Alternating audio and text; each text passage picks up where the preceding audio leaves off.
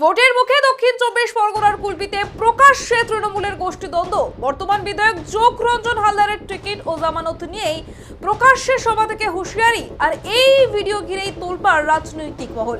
একদিকে ঘর পাইয়ে দেওয়ার নাম করে বিতর্কিত মন্তব্য, অন্যদিকে দলীয় নেতৃত্বেই প্রার্থী ঠিক করবে সাফ জানালেন বর্তমান বিধায়ক। ঘটনা ঘিরেই সরব বিরোধীরাও।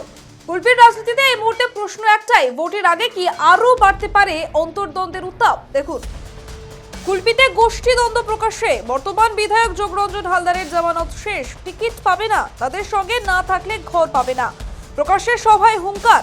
ভোটের আগে কুলপিতে তৃণমূলের গোষ্ঠীদ্বন্দ্ব প্রকাশ্যে। বর্তমান বিধায়ক যোগরঞ্জন হালদার টিকিট পাবে না, জামানত শেষ ও বিরোধীদের শাসানির একটা ভিডিও ঘুরে বেড়াচ্ছে দক্ষিণ 24 পরগনার কুলপির রাজনৈতিক মহলে।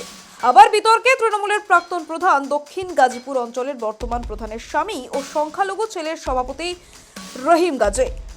গতকাল প্রকাশ্যে কর্মী সভায় পাশে তৃণমূলের ব্লক সভাপতিকে বসিয়ে সদর্পে ঘোষণা করছেন, যারা তৃণমূল করবেন তাদের ঘর দেওয়া হবে, যারা অভিষেক বন্দ্যোপাধ্যায় মমতা বন্দ্যোপাধ্যায়ের পক্ষে নেই তাদের ঘর দেওয়া হবে না। তার এই বক্তব্যে বিতর্কের ঝড় উঠল রাজনৈতিক মহলে। বিরোধীদের দাবি, এটা কোনো পৈতৃক সম্পত্তি নয়, এটা সরকারি সম্পত্তি। প্রত্যেকের যারা প্রাপ্য তাদের পাওয়ার অধিকার আছে। কেউ যদি গাজোয়ারি দলবাজি করে প্রকৃত প্রাপকদের বঞ্চিত করে তাহলে তারা আইনের আশ্রয় নেবে। এ বিষয়ে বর্তমান বিধায়ক যোগরঞ্জন হালদার বলেন, ওর কথায় কোনো যায় আসে না, টিকিট দেবে নেতৃত্ব, যাকে দেবে সে লড়বে, আর বিরোধীদের বিরুদ্ধে এইরকম মন্তব্য করা উচিত হয়নি। দক্ষিণ 24 পরগনা থেকে গোপাল সিলের রিপোর্ট, ডিএন নিউজ বাংলা। এই যে নতুন করে 2773টা ঘরের সার্ভে হচ্ছে,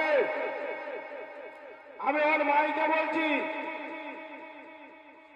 যদি তৃণমূল না করে তার ঘর দেবে না, তার ঘর দেবে না, ঘর দেবে না, এটা শুনে রেখে দাও।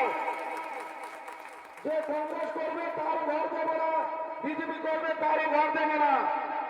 শুধুমাত্র যারা মমতা বন্দ্যোপাধ্যায় দল করবে, অভিষেক বন্দ্যোপাধ্যায় দল করবে, তাদেরকে ঘর দেবে, তাদেরকেই দাও। অনেক গোপন কথা বলে ফেললাম। যোগরঞ্জন হালদারের জামানত শেষ।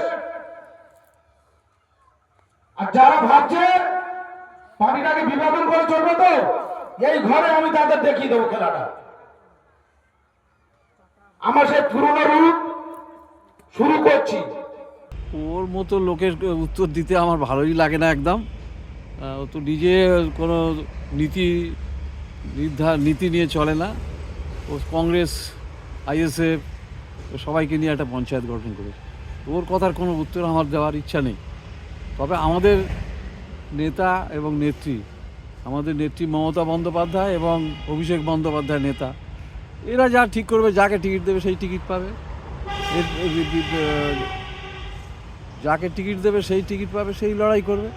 ওর কথায় কিছু হবে বলে আমার মনে হয় না। তবে এই যে বলছে যে আমাদের সঙ্গে না থাকলে ঘর দেব না, এটা তো আমাদের নীতি নয়, তৃণমূল দলের এইরকম নীতি নয়। তো তারা এইভাবে কথা বলতে পারে না যদি তৃণমূল করতো। বিষয়টা হচ্ছে, এর আগে আপনারা দেখেছেন দক্ষিণ গাজীপুরের যে মেম্বার বা প্রধানের স্বামী, তিনি বক্তব্য দিয়েছেন বা তার পাশ থেকে বক্তব্য দিয়েছে, যারা আইএসএফ করবে কিংবা তৃণমূল বিরোধী করবে তাদেরকে ঘরে টাকা দেয়া হবে না। কিন্তু আমাদের বক্তব্য হচ্ছে, এই টাকাটা কাদের? মমতা ব্যানার্জির তো ঘর থেকে এই টাকাটা দেয় না, এটা পাবলিকের টাকা, জনগণের টাকা, জনগণকে দেবে। তার জন্য একে দেয়া হবে, ওকে দেয়া হবে না। তাহলে কি বিরোধীদেরকে দিলে কার্ড মানি পাওয়া যাবে না, এই জন্য কি বিরোধীদেরকে দেবে না? আর সবচেয়ে বড় কথা হচ্ছে, উনি তো একজন পঞ্চায়েতের প্রধানের স্বামী, তিনি এ সমস্ত মন্তব্য করতে পারেন না। তার সঙ্গে সঙ্গে তৃণমূলের সভাপতি সেখানে বসে আছে, সেই কথাগুলো বলছে। আজকের গণতন্ত্র কোথায়? আজকের আইন শৃঙ্খলার এই পশ্চিমবাংলায় তলানিতে চলে গেছে। দেখুন, কুলপি বিধানসভার গাজীপুর অঞ্চল, সেই অঞ্চলে তৃণমূলের প্রধান এবং তার স্বামী রহিম গাজী, তিনি প্রকাশ্যে বলছেন, যারা বিজেপি করে তাদেরকে আবাস যোজনার ঘর দেয়া হবে না, একমাত্র যারা তৃণমূল করে তারাই আবাস যোজনার ঘর পাবে।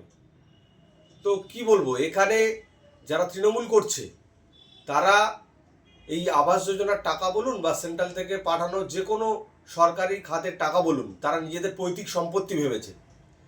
এখানে ভারতবর্ষের যে যুক্তরাষ্ট্রীয় কাঠামো, সেই কাঠামো অনুযায়ী ভারতবর্ষের প্রত্যেক নাগরিককে সকল সরকারি সুবিধা দিতে হবে।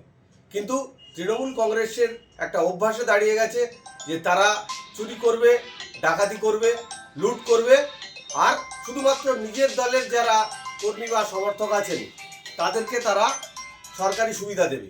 তো এটা চলতে পারে না। এভাবে তারা দীর্ঘদিন করে আসছেন, কিন্তু আগামী 26-এর নির্বাচনে মানুষের জবাব দেবে এবং এই রহিম গাজীদের মতো লোকেরা